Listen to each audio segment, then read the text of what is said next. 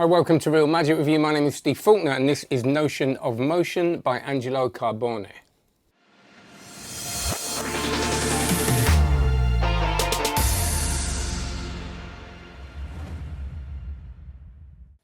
Before I do this review, please like and subscribe. Do have a look at onlinemagic.co. It's ridiculous. There are hundreds of videos. If you're a beginner, there are beginner to pro courses within it on Sponge Ball Magic, Card Magic, the Royal Road to Card Magic course, coin magic, rope magic, and loads of mentalism and all aspects of magic, and loads of card magic, of course. So have a look at that. Yes, sorry, I forgot what I was going to say then. So that's that. Like and subscribe, I've already said. Blimey. I'll stop repeating myself and talk about this. This is one of Vanishing Ink's sort of Black Friday releases. So the reviews this week are probably going to be a little bit Vanishing Ink heavy, but I'll try and mix it up a bit. And this is Angelo Carbone. So Angelo is someone I get excited about all his releases because they're quirky, they're odd, they're ridiculous in a good way, and they're unique, and they're kind of not for every professional setting. And I kind of like that. I think, if we want tricks that are going to work everywhere, there's loads of them. I'm now at a point, and some of you may not be, and that's fine. But it's a bit light, isn't it? I might have the lighting wrong. Sorry about that. I'm going to move that cup as well. It's annoying me. I'm at a point now where I look for interesting, quirky magic that is doable. I want to be able to do it for people, but not necessarily, for a close-up gig where it's sort of lowest common denominator.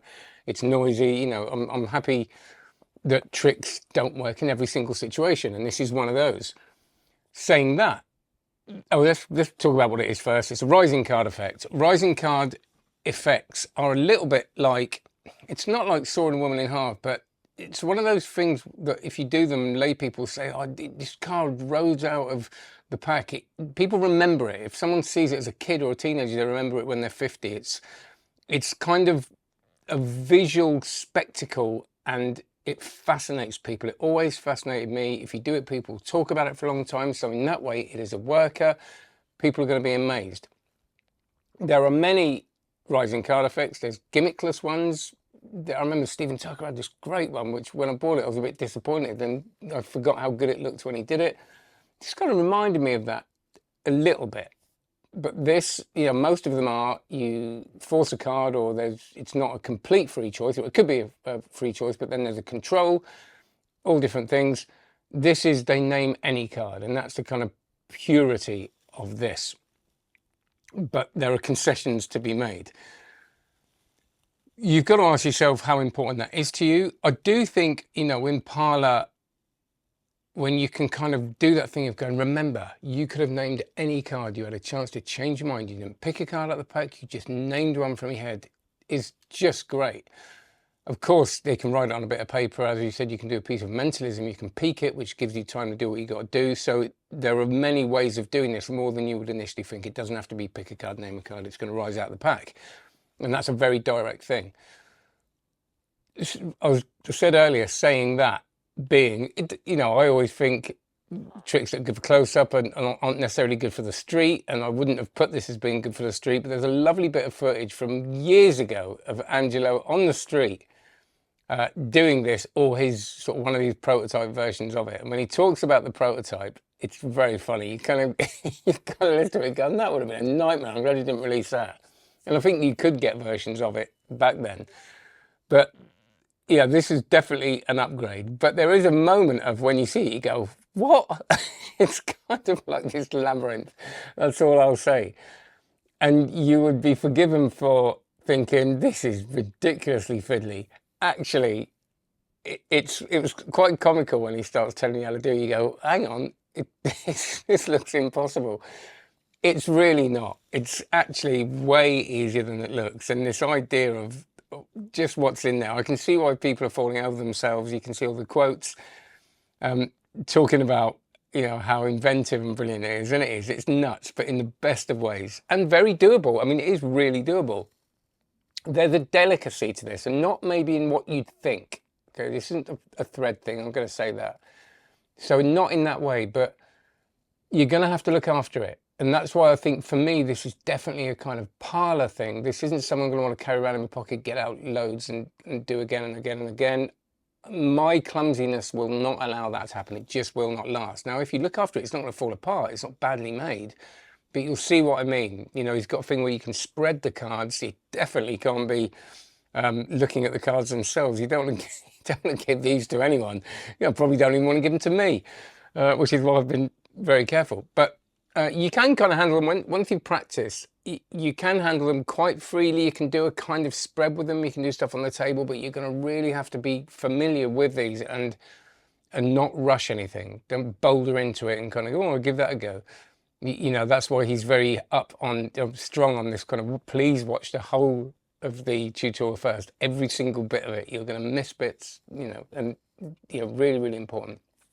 So I think it's brilliant. Am I going to do it loads? No. Am I going to do it ever?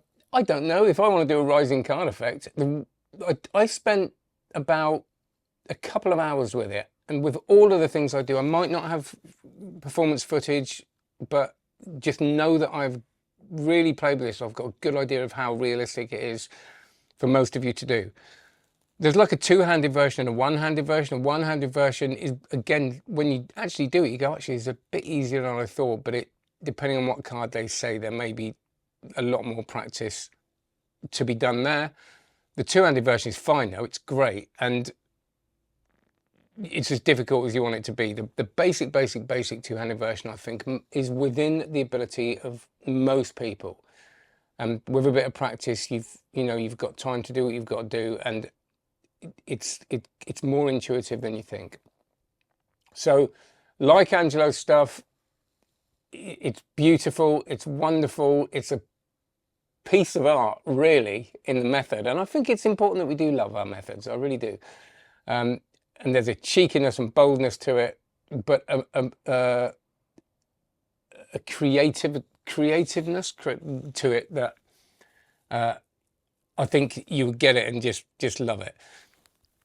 You know, some of you are going to get it and go, I'm never going to do it, and that's fine. But I don't think anybody's going to get it and go, that's a piece of trash. It genuinely isn't. None of his stuff is. And, you know, you make your choice what you want to commit to it.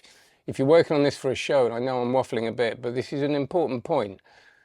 We should work hard for the effects in a show of people that are sitting and watching us perform. That's how we differentiate ourselves, by people who just know a few tricks. And the work you're going to have to put into this is half the amount of work you would have to put into other effects that you might be working on to a finale of a show or a piece in a show. So, you know, just take that away and have a nice time.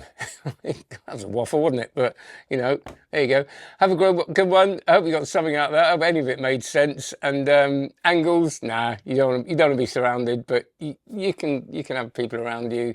Other reviewers will go into all that nitty gritty. You know, watch David, watch Craig. They'll give you all that kind of reset, lowdown kind of stuff. But yeah, no reset really. Do it straight away. All right, take care. See you later. Go and look at onlinemagic.co, which is slightly more organised than this. See you later.